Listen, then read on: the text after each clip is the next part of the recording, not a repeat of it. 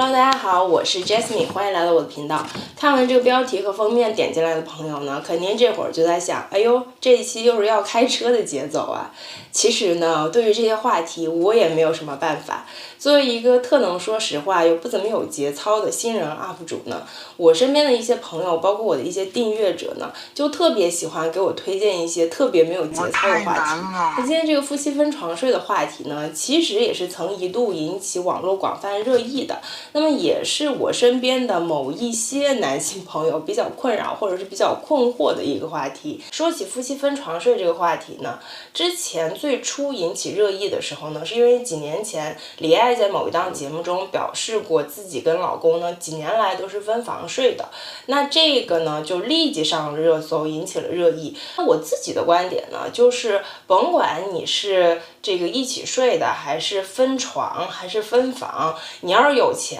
分2个 house 睡都行，只要是2个人都同意的这个相处模式，那就没有太大的问题。但是呢，有孩子之后，老婆不跟自己睡了，要跟孩子睡这个问题呢，确实是困扰着我身边的某一些男性朋友。那我就想问问这些男生了，你老婆为什么现在不愿意跟你睡了？你心里没点逼数吗？你猜是为什么呢？有些人就说夫妻分床睡无非就是那么几点原因，比如说第一个，睡眠习惯不一样，比如说一个人喜欢听着郭德纲睡，另外一个人受不了，或者呢是睡眠的状态让对方受不了，比如说呢一个人老是打呼噜，另外一个人呢睡眠又特别轻，再比如说呢睡眠时间或者是作息时间不一致，会造成2人互相影响。我跟你们说，在我今天讨论的这种情况下，那错全都错。如果是这个女生有孩子之前就不愿意跟你一起睡，那可能是刚刚提到的一些原因。如果是有了孩子之后变得不爱跟老公一起睡了，那其实不爱跟老公一起睡只是一个结果，或者说只是一个表象。它本质的原因呢，就是她在心理上对这个老公已经没有了依靠或者依赖的感觉。换句话说呢，就是你老婆觉得你对家庭对孩子没有负起应该有的责任，久而久之呢，她就会变得越强大越独立，越不需要你。所以这个时候呢，她不想跟你一起睡，想跟孩子一起睡，其实是很正常的一个心理过程。其实这部分男性呢，大部分都有过这样的一个过程，就是在新生儿刚刚出生的时候，他没有承担起做父亲的那至少50%的责任，在孩子晚上需要起夜照顾的时候，他没有跟他的妻子一起去起夜照顾孩子，而是让他的妻子拖着伤痛的虚弱的身体去独自照顾孩子。即使睡在同一个房间，他也在装睡，或者说他真的睡得很死，完全叫不醒，完全都不动弹。有的人说呢，夫妻睡在一起有身体的接触，这样有利于夫妻增进感情。但是呢，你别忘了，爱是可以培养的，那恨也是可以培养的。我见过很多新妈妈，每一天自己独自带着孩子，而得不到老公的支持，这样心一天比一天冷，所以这个恨意才会一天比一天强。那曾经美好的感情就是这样一天一天磨没的。如果男同胞们不懂，我给你举一个例子，这就好比你跟你的一个印度同事一起做一个项目，然后呢，你的印度同事呢，做项目的整个过程当中呢，理论上是你们各半的责任，而这个同事呢，天天上班摸鱼，他的任务他从来都不做。那你呢，为了不让这个项目拖得太久，而上级责怪下来，你不得不担起了所有的责任。但是到最后这个项目做完，你们2个人跟上级汇报的时候，你的同事把所有的功劳都揽在自己身上了，而你的上级呢，居然相信了这件事。你猜下一次做项目，你还愿不愿意跟他合作？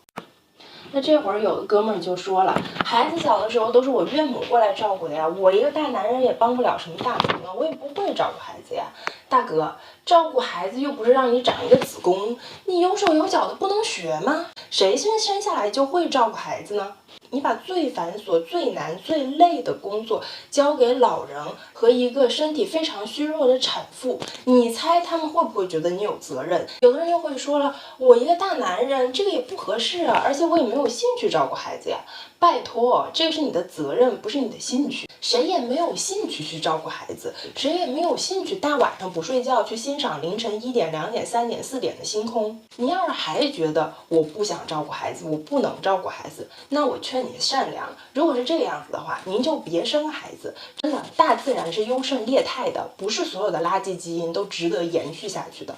有些人说我也会帮着洗碗呐，我也会帮着洗衣服晒衣服呀，我怎么就没尽到责任了呢？错，我跟你说，你只要用了帮这个词，就说明在你心里做家务、操持家务、去忙这些琐碎的事情并不是你分内的事。你要非常清楚的是，你跟一位女性建立家庭，你们俩是共同承担家庭责任的。这些家务、这些日常的家庭的琐事都是你分内的事，你没有在帮谁做，这是你应当应分要去做的。我再用刚刚的例子做一个类比啊，这就相当于说你那个上班摸鱼的同事呢，他跟你说我怎么就对项目没贡献了呢？我还帮你打印了东西呢，我还帮你跑腿买过饮料呢，我还帮你向老板汇报过呢。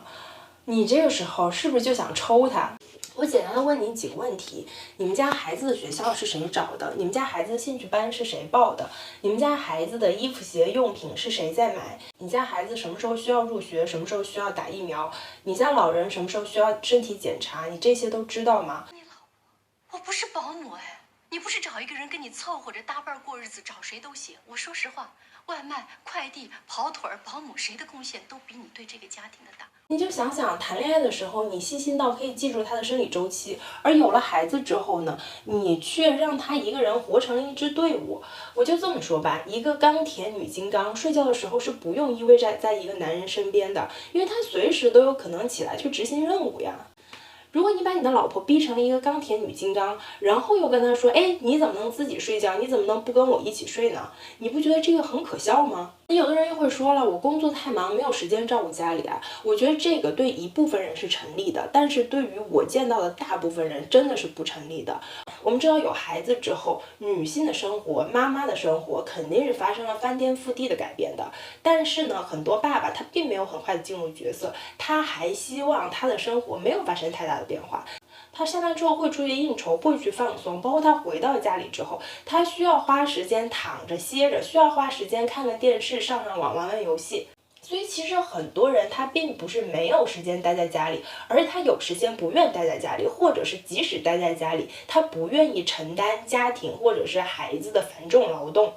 而相反，往往是那些在工作上很上进、很优秀的人，无论男女，他们都会在家庭上也有着相同的责任感。因为人的责任感，它通常情况下是不会分裂的。在工作上认真负责的，往往在生活当中、在家庭当中，他也是认真负责的。你会发现很多优秀的人，他教育出来的孩子也是非常优秀的，他会想办法去挤时间，会想办法去做很好的时间管理。而那些 loser， 他才会在外在内都是 loser， 永远是 loser。说到这里呢，有人又要开始骂我了，说你这个是贬低男性，抬高女性。说你这个是挑起夫妻双方的矛盾，挑起男女之间的对立。那女性在分床睡这件事情上就没有任何责任吗？我觉得肯定是有的。那主要的原因呢，是孩子在出生之后，他跟母体呢是一个自然的共生的状态，或者说是一个正常的共生状态。那孩子呢会觉得他跟妈妈是一体的，所以他在这个时候呢是非常需要妈妈的贴身照顾的，也非常需要妈妈跟他一起睡，去建立他的安全感的。但是其实到后期呢，我会发现不仅是孩子，然后作为妈妈来说呢，很多时候我们会有一种说我舍不得孩子长大的这样的心理，就是换句话说，到最后并不是孩子离不开我们，而是我们离不开孩子。那这个时候呢，我也是想劝视频前的所有的女性们，其实是要去调节自己的心态。在你的生活当中，夫妻关系的排序永远是在亲子关系之上的，除非你随时想把你身边的这个男的换掉。不然呢，你就要非常清楚，孩子在这个家庭当中，他只不过是过客，你陪伴他长大，你教育他，引导他，但是最终你要把他送出你们这个小家的家门，让他融入到社会，甚至让他去接触更多的人，建立自己的小家庭，这样才是一个良性健康的关系的发展模式。而在这样的状况之下呢，作为丈夫，我觉得也要找一个机会跟妻子好好的沟通这件事情。婚姻呢，就是要不断的磨合和沟通的，互相支持帮助，包括纠偏，这样你们的感情才能往一个稳定的良好的方向去发展。我知道这期发出去呢，肯定也有很多人说我是一个婚姻不幸的女性呢，在向外兜售负能量，在向外散发戾气。哎呦，拜托呀！我这种牺牲小我娱乐大家，宁愿顶着被骂的风险，也要跟你们阐述人间真实的良心 UP 主，你们还不支持我，还不给我点个赞，点个关注，那你们就活该每天刷到朋友圈的小广告，活该刷到某书的炫富日志，以及某博的最近非常流行的凡尔赛文学。